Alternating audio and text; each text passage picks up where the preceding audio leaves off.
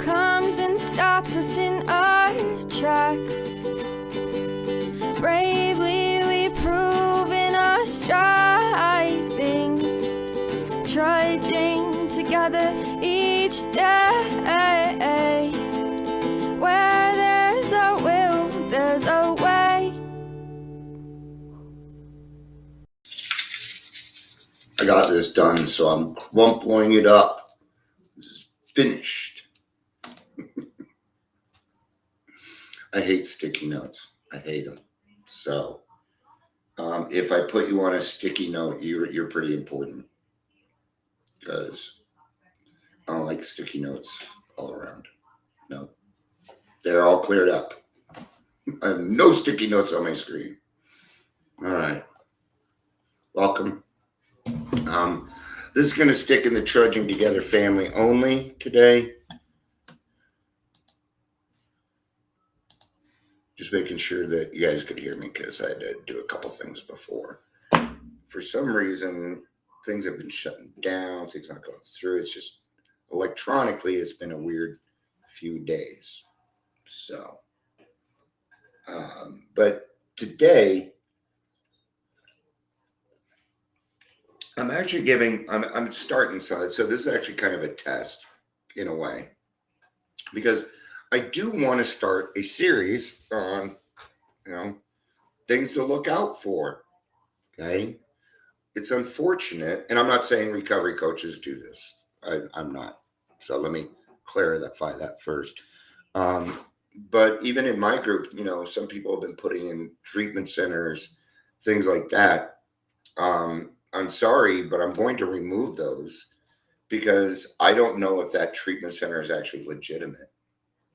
And it's my group, and these people have decided to be in my group because it's a safe space, so I got to keep it that way. Anybody that is posted in there gets vetted first.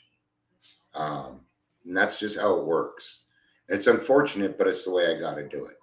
It's not a bandwagon that you just get to jump on and do whatever it is that you want, right? Let's do an introduction, and then we'll go ahead and get started. We do have some people on. Welcome to the Daily Trudge. My name is Dion. I will be your host.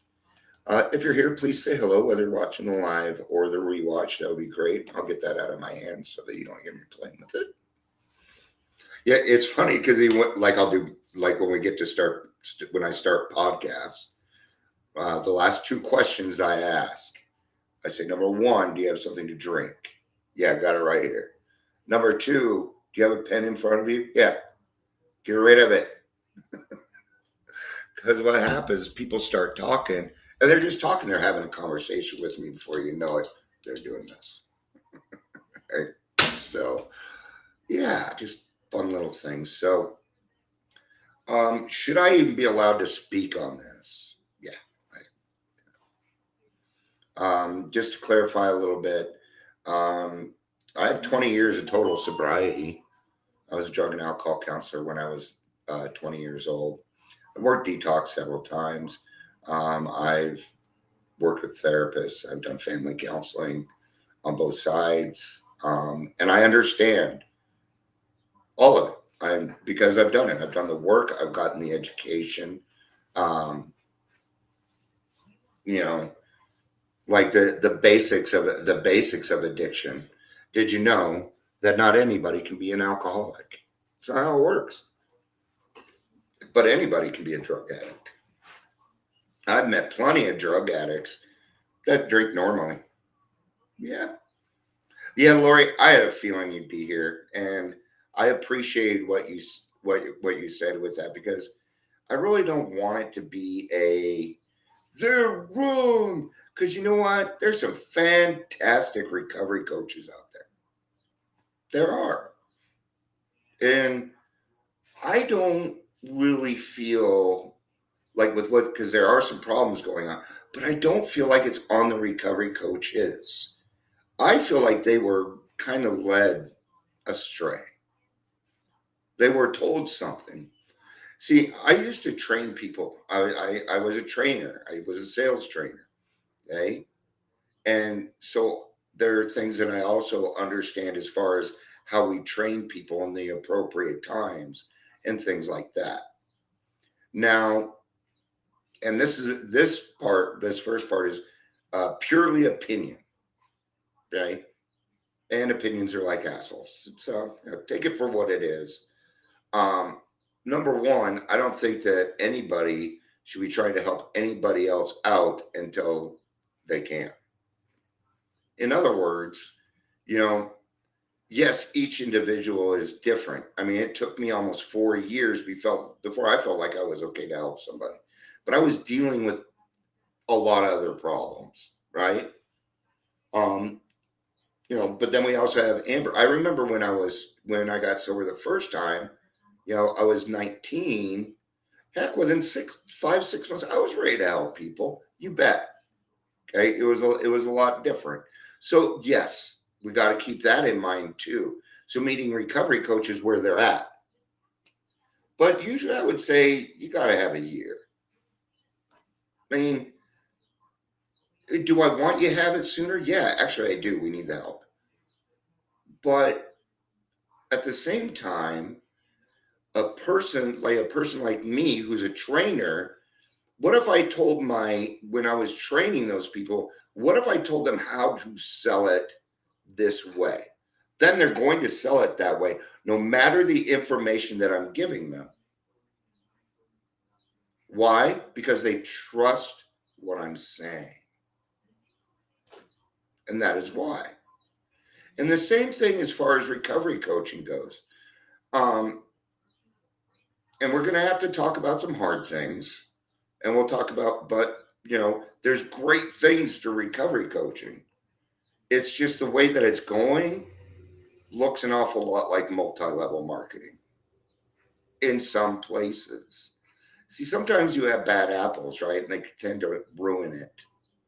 So when I got my training, the first thing that the trainer did was cut down AA. And I didn't appreciate that at all. That was the first thing that they did. And this person's still training to this day. They're one of the bigger trainers. Okay.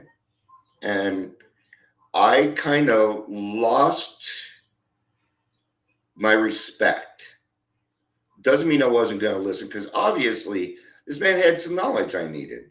And I'll tell you what ended up happening. It was a great reminder. It was a good course. Okay. It was a good course. I got some things out of it. I got some great reminders on, my ethics and some of the, some of the note taking stuff we do and things like that. Because I had my CAC, and this knowledge didn't go away. I just hadn't used it in a long time, and I had to refresh myself. I had to understand what I was working with. But if I didn't understand that, then what I would do is just follow somebody else along their path. Right? Rarely we seen a person fail who's thoroughly followed our path. So we have that in our mind, and we're thinking this person is protecting us from that. And it's not happening all the time. Yeah. Lori, you'd be surprised who said it. And Rod was my trainer. I don't think here's the thing, it was kind of confusing, but I get what he was saying. Because because it's not for me to talk about somebody's personal stuff.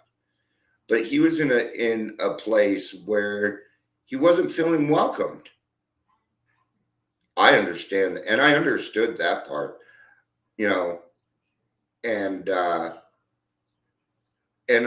I had some empathy for that, because I do know what it's like to go to meetings and feeling like you don't fucking belong there. So that's kind of what I took it for what it was, right?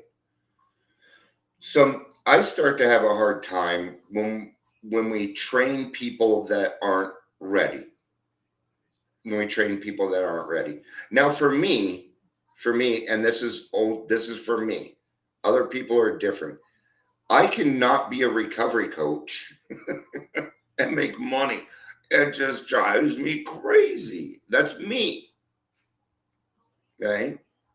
And that doesn't mean everybody else needs to do it that way.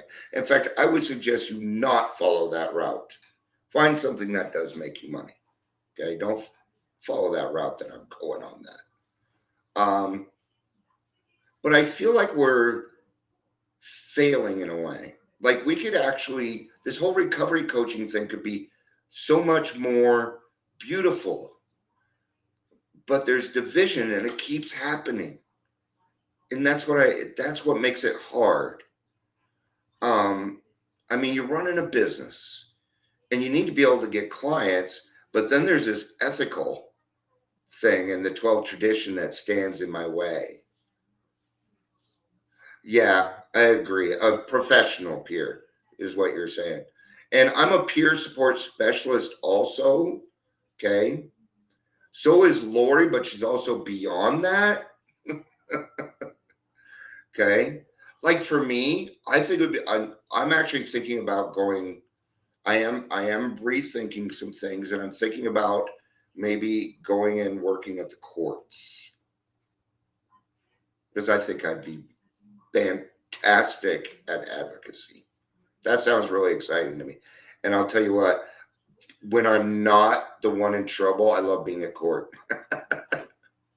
Something Lori and I have in common, we both love law and order. Don't you mess with our law and order nights. I'm telling you. I'm telling you. But sometimes I see these very, very beautiful people and they're flipping around and they have so much more to offer and they don't know and they're being held down. And that bugs me. That does bug me. Um, and I'd love to go in and yeah, see 6.5 years of doing it. Because really, man, because I want the recovery coaches to make it. I do.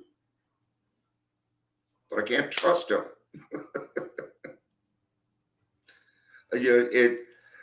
It's unfortunate that addiction and mental health is big business. Because what happens is there are predators out there. There are. They're all over the place. And they usually come in an 800 number. I want you to know that. 800 number. Do not go to treatment in Florida or California. Don't. Those are the two body brokering centers of the world. Is there body brokering going on? Yes. Okay. But that's not what we're talking about today. Gotta stay in the lane. I gotta stay in the lane. All right. And I gotta do this the right way. I can't just come on and this person's doing that.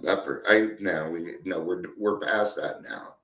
What kind of happened? Well, I think one of the biggest things is that we were able to take insurance. I really think I see the benefit. I do with Medicaid, and that's it. That's the only benefit that I see taking insurance. But I'm not thinking of the benefit of the money. I'm thinking of the benefit of the person. See, when you're a recovery coach and you're working your own business, let's say you put in 5 hours, you brought in 3 clients. You're going to want to keep them, aren't you? Because that's your money. But 2 of these people aren't a good fit for you.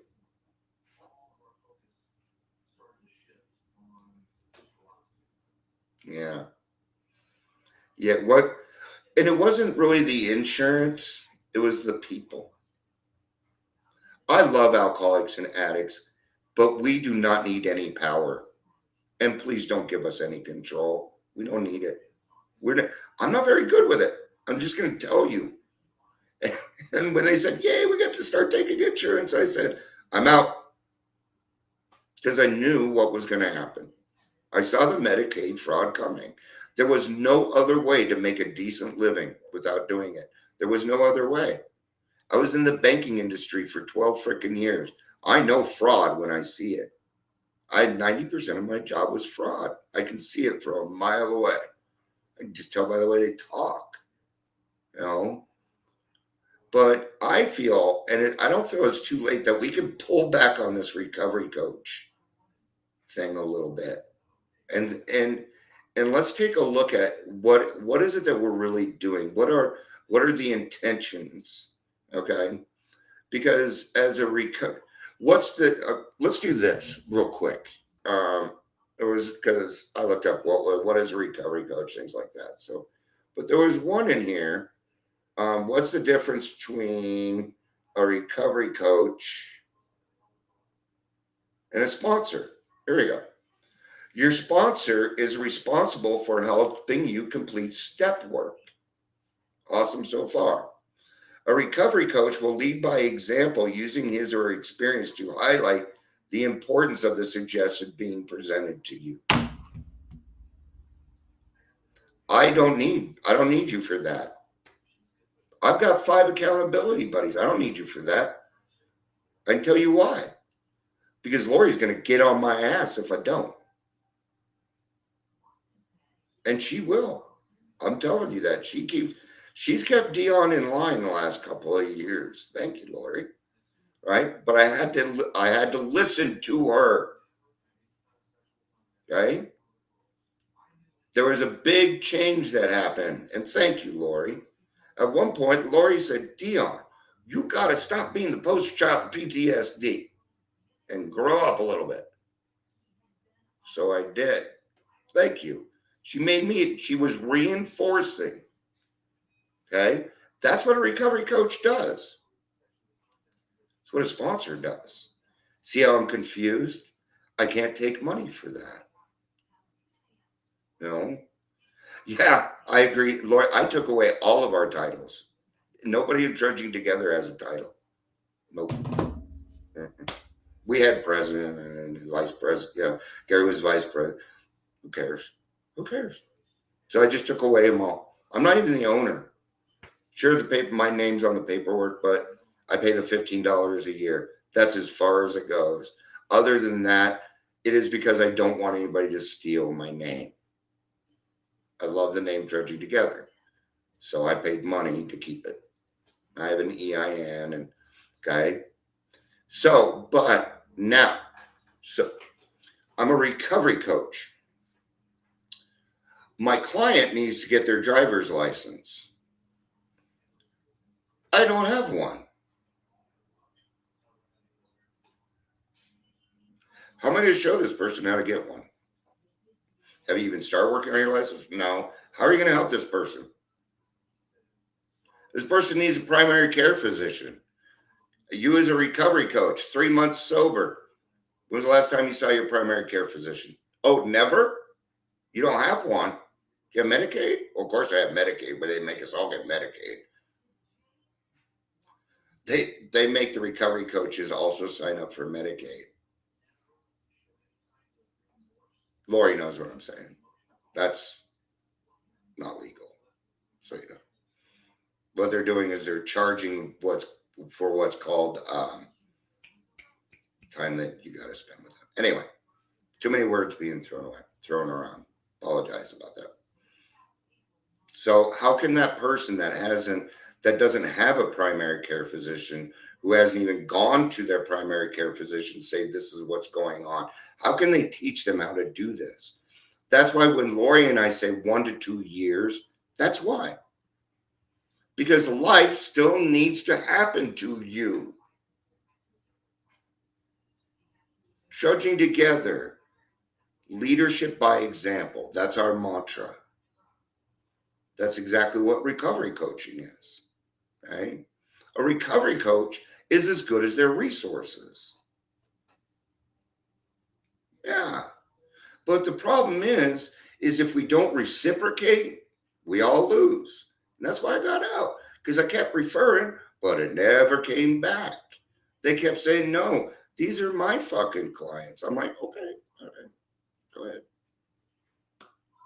You know, yeah. And that's, I feel like that's old behavior. Okay. So I don't think there's anything wrong with the recovery coaches. What I have a problem with is CCAR and the coaches that chew the train. So not even CCAR, because I like their stuff.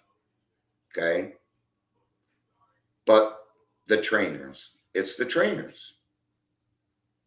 And that we are not regulated. Here's the thing. How can AA regulate itself? Well, if you've done the work, then you should know how to do this. Well, I didn't go to AA. Well, Smart Recovery teaches that too. I know this. I understand the multiple pathways. It was my job to do that.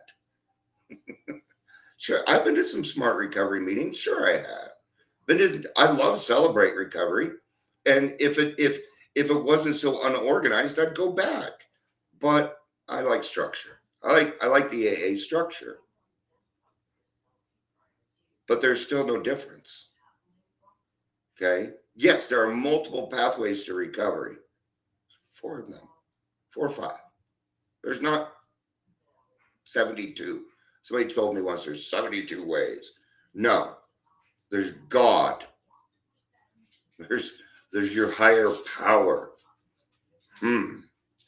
So when money mixes with the X factor, that's where we're having a problem. See, in your professional world, we don't talk about God. We don't talk about the big HP. We don't talk about Jesus. We don't talk about any of that.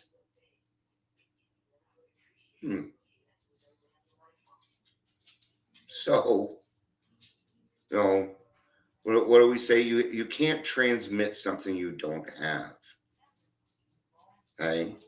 And if you haven't gotten your driver's license, you don't know how to get it.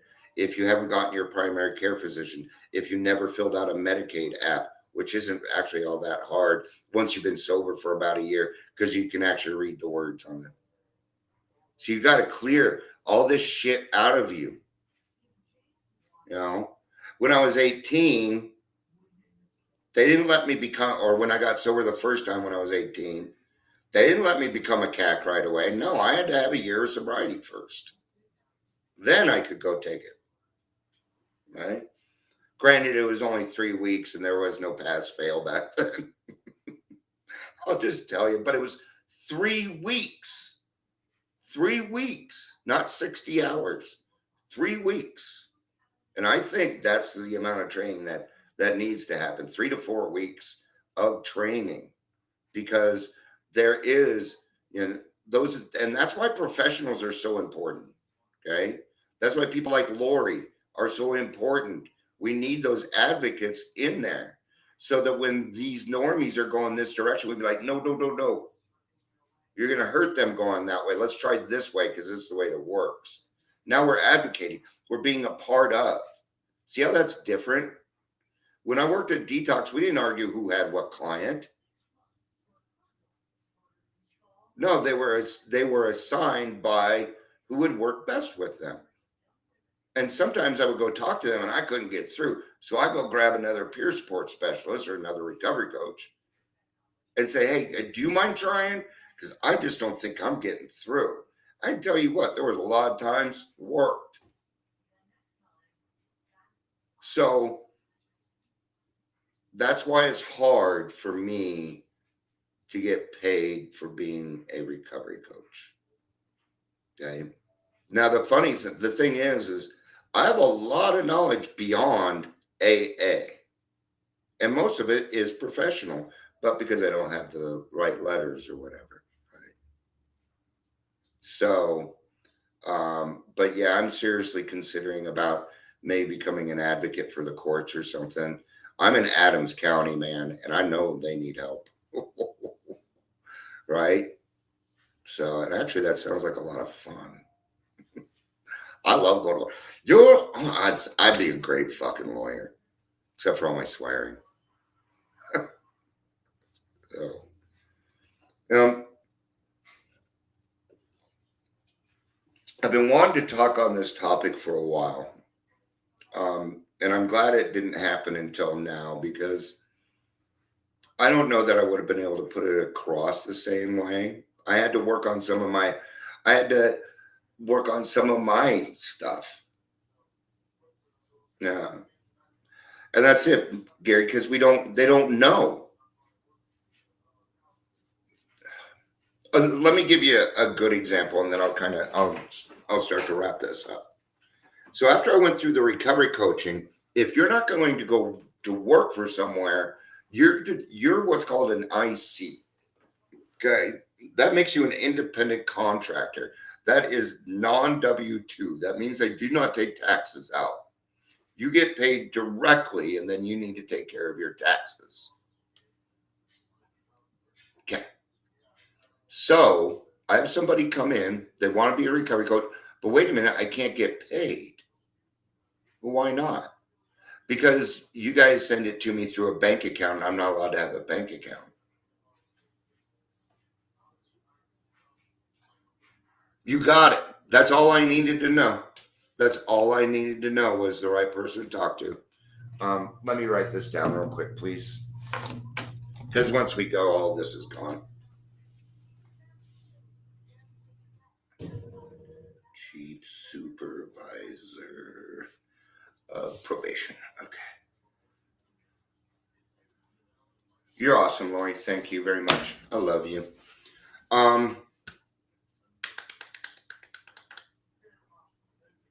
Oh, yes. So this person wouldn't be able to get paid. Yeah, I'm going to Venmo you. Can you just give me cash? Not very businesslike. Okay. So I cannot have a bank account because I have arrears in child support. As soon as my name goes on, even if I put it on my wife's, they'll lock up that account, take the money. Oh, all right. Now, do I pay them? Yes, I do. But I have a bank account. I'm not going to tell you how I did it. But see, if you don't know, you don't know. So what I'm saying, trainers, is if you're going to create ICs, tell them how to get an EIN for God's sakes. Teach them a little bit about business. Because I really don't think these trainers give a fuck. I tried to get into, I didn't get into it. What I was doing was setting it up so we'd have some good trainers. I was going to do it right, blah, blah, blah, right? And I stopped because it seemed like every trainer that I talked to had the same thing in mind. Their money is green.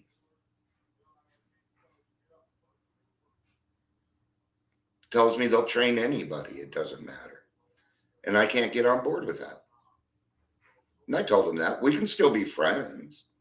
Doesn't mean I'm not going to be your friend anymore. But I'm not going to send you clients.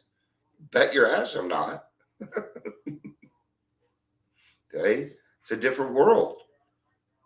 So, did you really want their money? All they wanted was the money. Well, I'm a trainer. When I was a trainer, I took pride in my training, man. I took pride because the way I see it is, as a trainer, it is my job to give you every single piece of information to make an informed decision. That's your job as a trainer. You must be very knowledgeable. You've got to be very knowledgeable on this stuff in order to be a trainer. Okay? And they do know their stuff. They do. But because money has come into the game and they're alcoholic and addicts, there's no humility. So that's kind of how I feel about it. I don't feel like it's really the recovery coaches themselves, because they're just being told by somebody else that is not in a place of power, but a place of trust. That's what I was looking for. Yeah, you don't do it for the money. You do it for success. That's exactly it. And what you have is people backing you to get to that point. That's why I appreciate what you did. We got to take our time. It says all over the place. I mean, how can we expect to get well in 6 months after years and years and years of bullshit? I just don't buy it. When people tell me they don't have trauma, I don't buy it. I don't. There's nothing wrong with detox, AA, and a therapist. That'll do you just fine in the beginning. No. Because sometimes treatment isn't an option. And I don't put people in sober living. Well, there's one place I'll send. Yeah. I'll still send women to Lotus Lodge, but only because my friend Jerry's working there. If she ever leaves, then I won't, because I trust her. See how that works. See, like if somebody comes across my like somebody's in Pueblo or something, hey Dion, I need help. See, I can trust that I will, because my reputation means something. I can hand this person to Lori and not have to worry. And that's how we do this. We're people of trust, and we've got to. If we're not trustworthy, we can't even trust ourselves yet. We can't even wipe our butt, but we're going to go teach other people how to do it. We call that the cart before the horse. So, recovery coaching is great, phenomenal idea, can work fantastically. And you know what? It is working very well in the right places, right? Which would not include RCOs. No, I'm not doing RCOs today. They're going to be a different topic. So, yeah, recovery coaching, 1-2 years sobriety, have done the 12 steps or have gone through, the steps or your recovery path, and that you're to a point. See, the real key is this. You have to get to the point where you're not insane anymore. Where your will is in line with God's, then I feel like you're safe to do that. Because if your will is in line with God's, then you're not going to use your will to shove down their throat, because your tummy is not going to let you do it. It's not going to let you get away with it. See, when I was doing it, I had this little thing in my tummy, and something's not right. And when I got out of it, it went away. And I should have listened to my intuition a little bit sooner. But it is what it is. And it was rough it was not a pretty sight when fights. Oh, people were fighting. Then they fought over Douglas County. No, Douglas County's mine.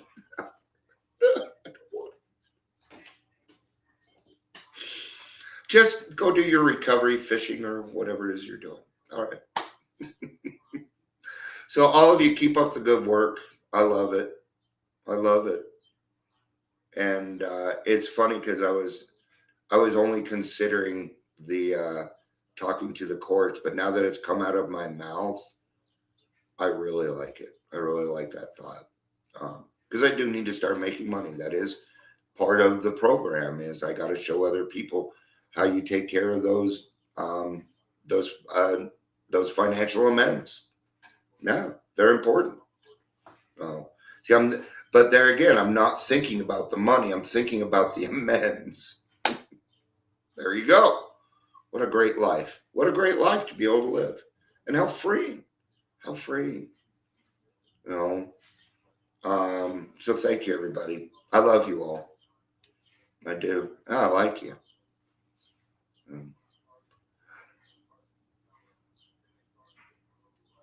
Just real quick. The last couple of days, I've had a lot of people reach out for help.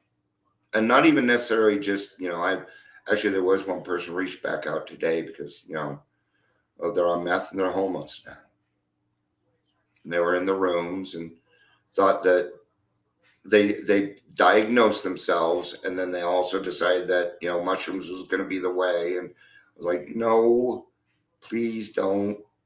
But, but she's reaching back out for help again. And that, I think, is cool. I picked up a new sponsee. Good guy. He's trying to get this. See, I've been watching my group grow. It's so cool to be able to see these things now. I couldn't see them before. I was blinded by all the stuff that we were just talking about. Yeah. Dion had to do some work before he could come on and talk about it the way God wants it done. Damn it. Thank you. I love you. Peace out. And